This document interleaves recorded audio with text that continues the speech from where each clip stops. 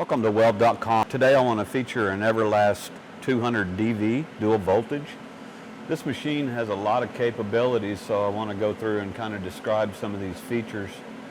And first off, it's a stick and TIG machine, and we'll go through rows of buttons and dials here for features.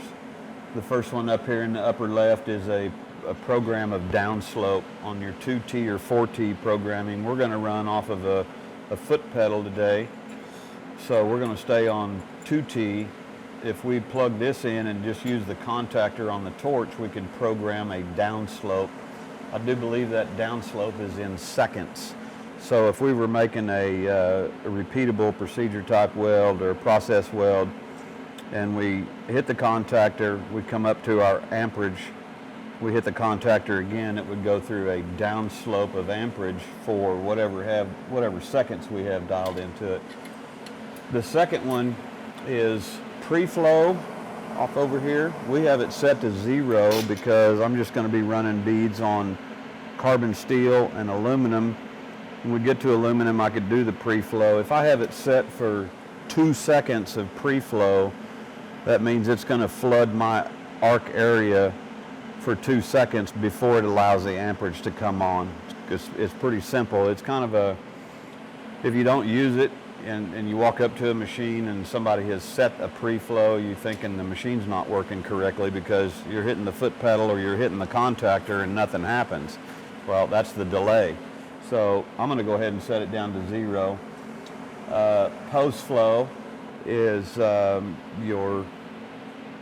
your argon flow after you terminate the weld.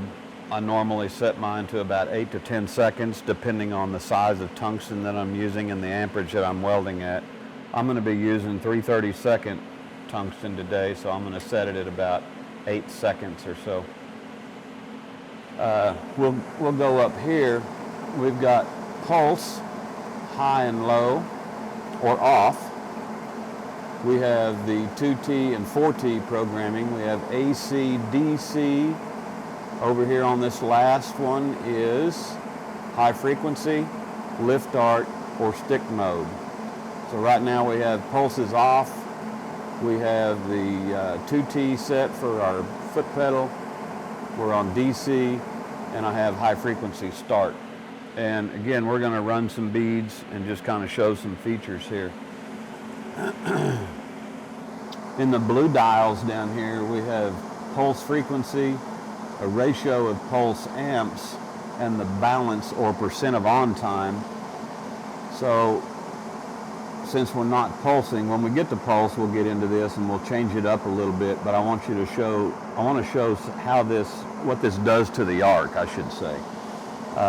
And we'll go through some of these here. We'll set pulses high and low. I'll probably leave these in and around this 50% range here just to show so the camera can pick it up.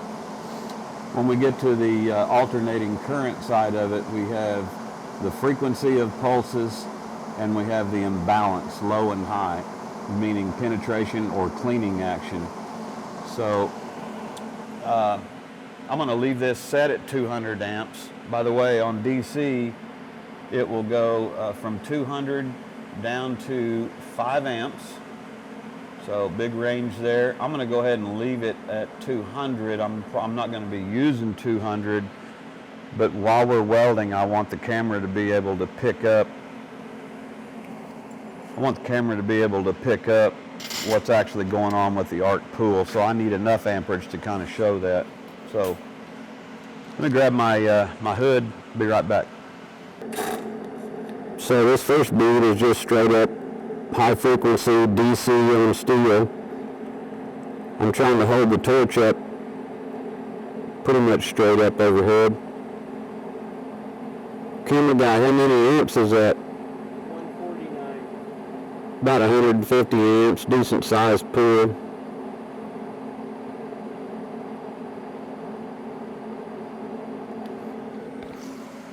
Good response on feathering out of that from the foot control. Good response on the arc control, the amperage there. So that was a straight up high frequency DC TIG run. We'll switch this over to a lift arc. Same thing, where I'm going to touch the tungsten onto the material to initiate the arc.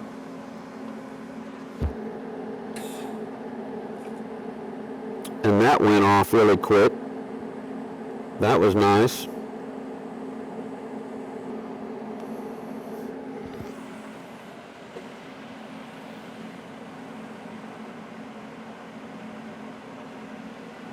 So from there, let's go over here and hit this dial one, or hit this button one time. We go from just straight up output. We're going to go to the low pulse, and I've got this set real low. I believe this goes from a half of a pulse to 25 pulses per second. So, On the low. huh? On the low end. On the low, yeah, the low setting. Don't interrupt, I'm shooting a video here. So, and this should be a very dramatic on-off, and that's what I want you to see. So again, we're back over on high frequency. I don't need to touch the material, but this would be the pulse. And again, we're set at about 50-50 here.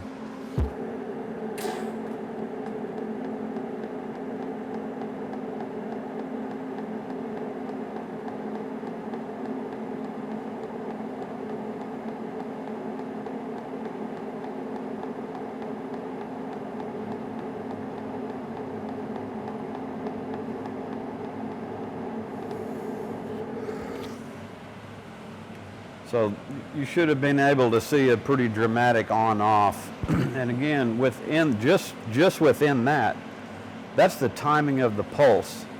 From there, you can do all kinds of stuff here for the percentage of on-time, background, and all that. So there's like an infinite range of all kinds of stuff you can do for a pulse effect. Okay, so I'm still on the low setting. I was on very low pulses per second. I can take and turn this up to, I'm going to be up around the 20 pulses per second.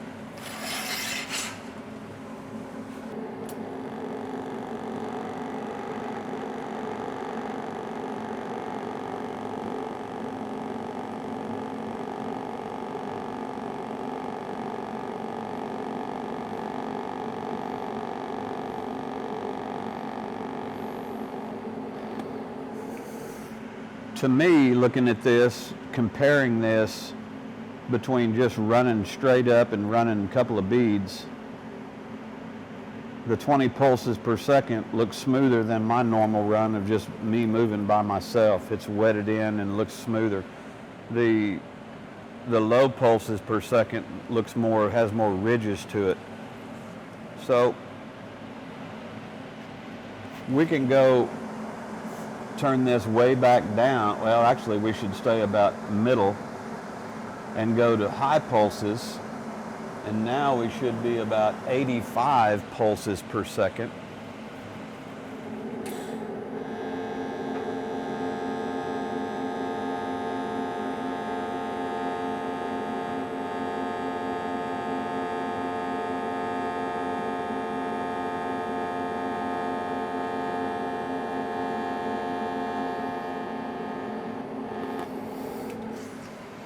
I don't know if the audio picked that up, if you could hear that, a distinct sound change here.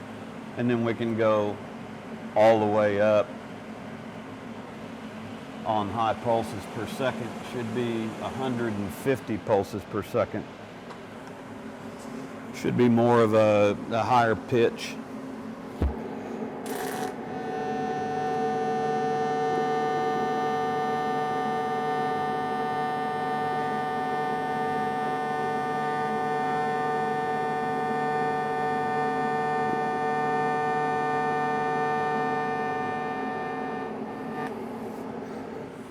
Noticeable effect in bead appearance on each of those.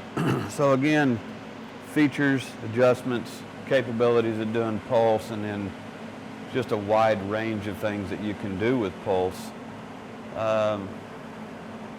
Let's go back down. Let's try something here. I'm want to go back to the low pulses per second, and I want to go low here and high over here. I want it to be more of a percent of on time and just a blip for a background. We'll see if that's what's going to happen here.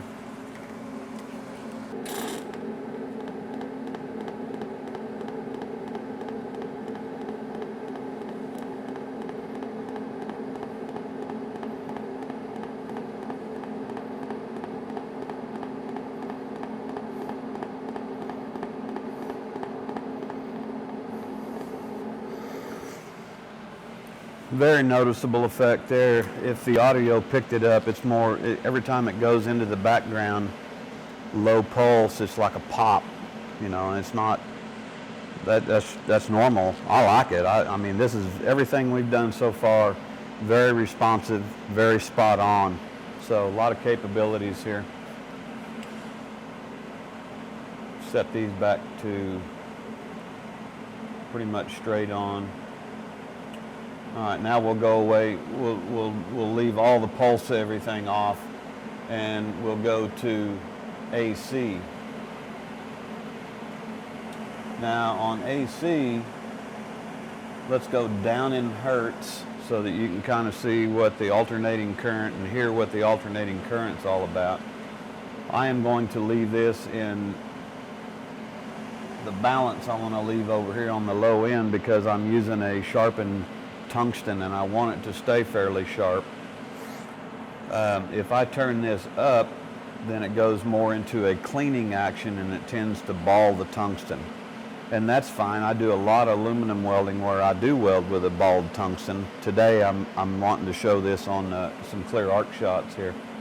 So I want to stay with the sharpened tungsten. I'm going to leave this low. The first thing we're going to start out with is just Hertz. I'll go from about 60. It may ball the tungsten a little bit on 60, and then we'll turn this up so you can hear the difference and see the difference.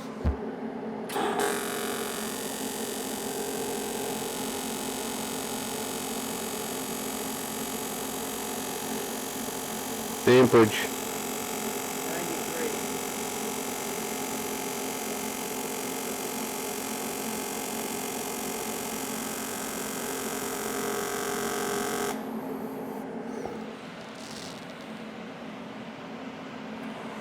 I have, when I did that, I initiated the arc and got the pool, and I have just a little bit of a spike hanging off over here on the tip of my tungsten.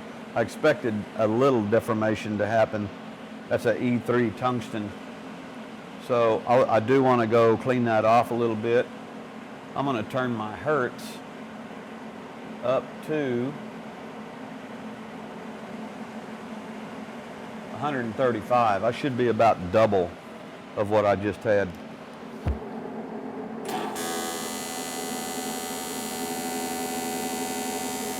So that first one was at about 60 Hertz.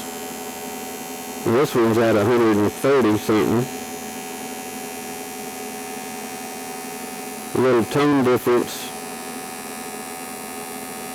Whoops, that was me.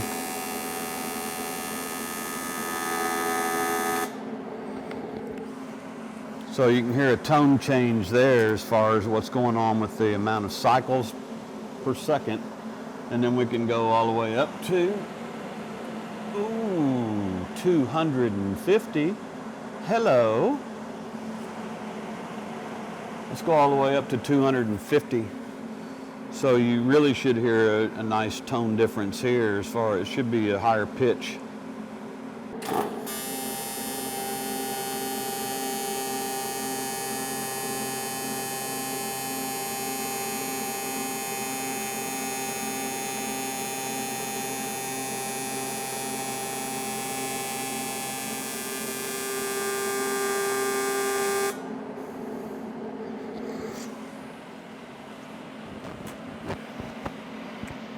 Nice little AC arc going on here. I'm going to go back down in Hertz, back down to 135. And now I want to turn low pulses per second on. Again, we're down here at the very low range on the low setting here.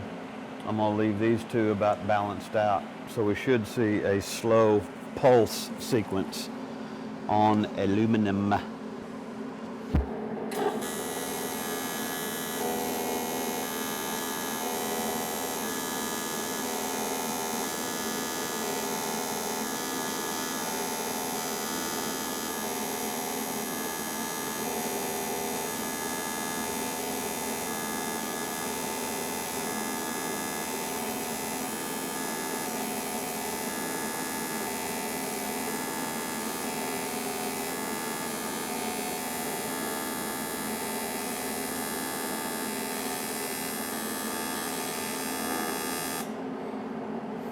I'm going to speed the pulses per second up. We're still on the very low end or low setting range for the amount. So between 1 and 25, I'm thinking this is around the 12 pulses per second.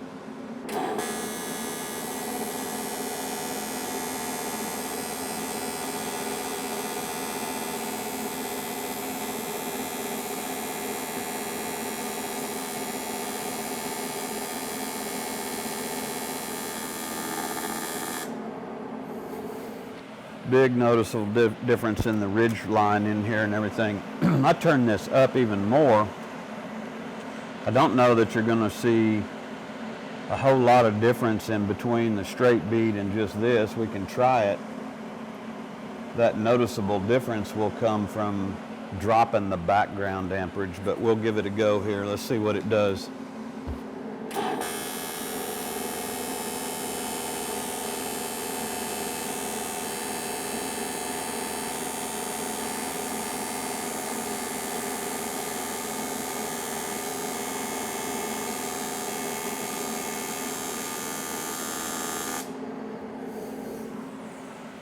Real close to going back to our original run on straight amperage.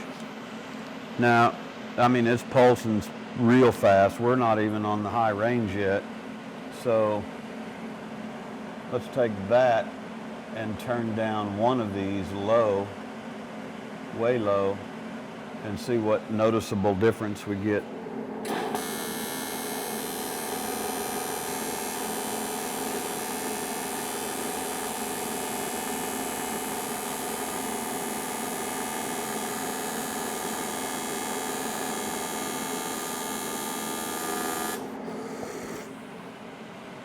Got a noticeable difference in the background.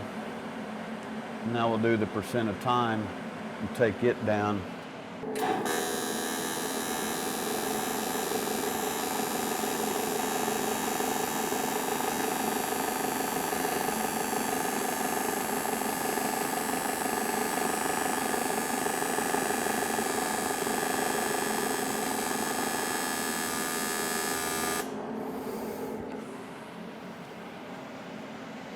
Again, a noticeable difference in tone.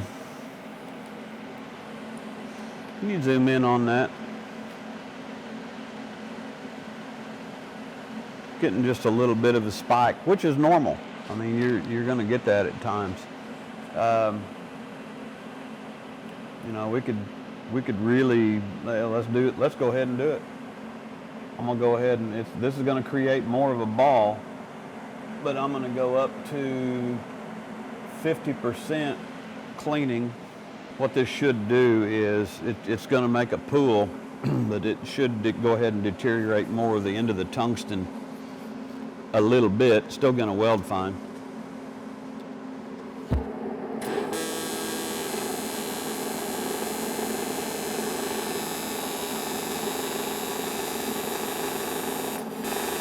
That will do.